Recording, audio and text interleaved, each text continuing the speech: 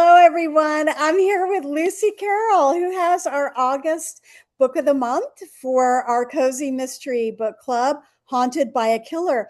And we're laughing hysterically because we just did our interview Yep. and it was not recording until the very last few minutes. So,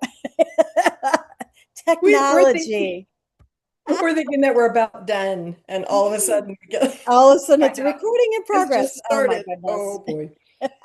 So here we go again. Yes. So, Haunted by a Killer, it's a blend of cozy mystery, but you've got that spooky Halloween atmosphere in there. Yes. Can you tell me what inspired you to do a Halloween cozy mystery? The name of the series is Cozy Mystery Holidays, and so each book takes place on a different holiday. And the Christmas book is already out, and the Halloween book was up next at that point because to me, those are my two favorite holidays, Christmas and Halloween, and I just can't wait to get to them. So I started in on the Halloween book, and I realized, well, it's a little bit tricky doing Halloween because you want it to be spooky, but this is cozy mystery. So I couldn't let it get too gory, too bloody, that sort of thing. Uh, and my main detective, my character, is a cat. So I decided to make it spooky from the perspective of animals. And I think I pulled it off there because once I started looking into it, what would scare an animal? What would scare a cat? Ooh, there's all kinds of fun things to grab. And And I that's and I how love Halloween. Halloween. Yes, It really is my favorite holiday. So, I do too. so Favorites. Sir Percival teams up with a bloodhound, and I was so excited about that because I also have bloodhounds. So, tell me a bit about Winston. Winston is, according to Sir Percival, a pompous git. He did not want to have to work with Winston because Winston has marvelous abilities of scent and trailing, and he works with a search and rescue team, and he's done a lot of great things, and this is why Sir Percival needed him. But Winston likes to go on and on about his abilities, and he brags about himself quite a bit to the point where he never gives anybody else a chance to give him a compliment. He's so high on himself. And Sir Percival found that quite annoying. But he also found himself in a situation where he needed a bloodhound. He needed someone whose scent tracking abilities was more powerful than his own. So he That's had to go to him humbly and ask for help. And Winston was like, oh boy, I can really rub his face in it now. You need me, do you? So that was a lot of fun to write that scene. and Sir Percival appealed a bit to Winston's ego, didn't he? Yes, yes, he had to because Winston just wanted to work it so that Sir Percival had to ask, and then Winston would turn him down. Hmm. And the what was at stake was so important that Sir Percival couldn't let him just leave because of his own ego. So he called him Barnaby. He said, Winston Barnaby Bloodhound, you get back here. And it stopped Winston in his tracks because Barnaby is a name that has a special meaning for bloodhounds. Back in my research over bloodhounds and what they are capable of, I found out that back when Jack the Ripper was running around London terrorizing everybody, the London police brought in some bloodhounds, one in particular named Barnaby, and they let him sniff sadly, the bloody scarf of one of the victims, hoping that he would find the killer scent on there as well. And they went around for weeks trying to help the bloodhound find Jack the Ripper. Obviously, he never found him because that's a famously unsolved case. But Yes. that really got to me. And I realized that if he called him Barnaby, that would be the ultimate compliment.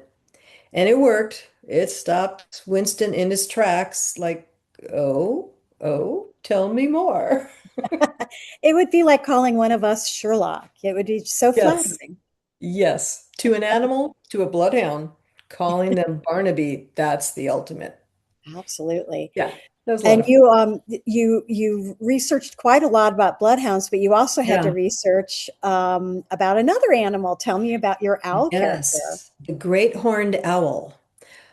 I got this inspiration because I happened to be looking out the window of my kitchen one day and I saw a great horned owl in our backyard.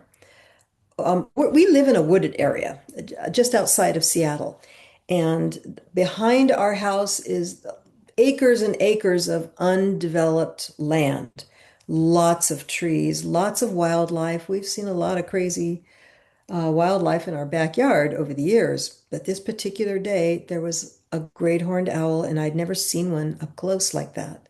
They're huge, they're Oh, yeah. gigantic. And I didn't even know he was in our tree because he was so silent and stealthy.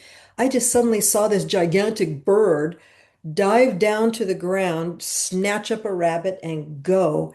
And when he left, this is the part that got to me.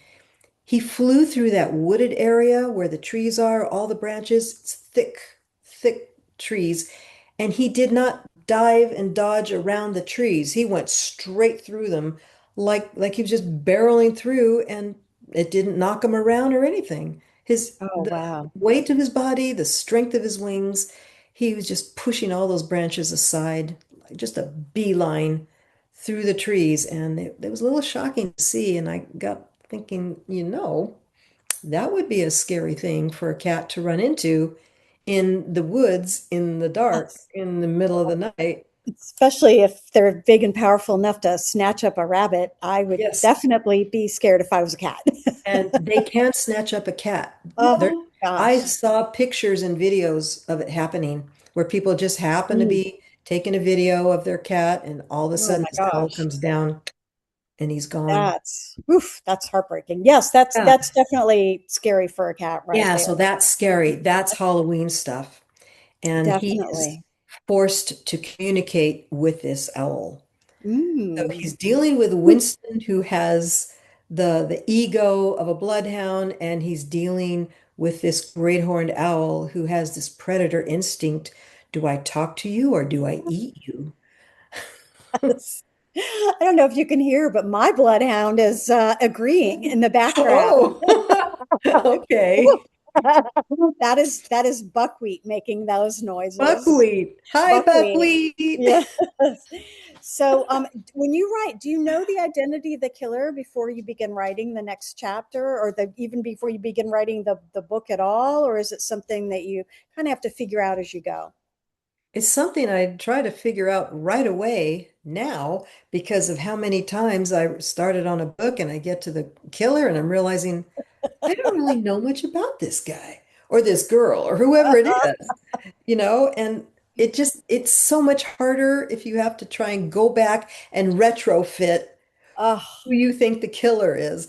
yeah. So figure Yep. it out right away. That's what I finally decided. I have to do this immediately.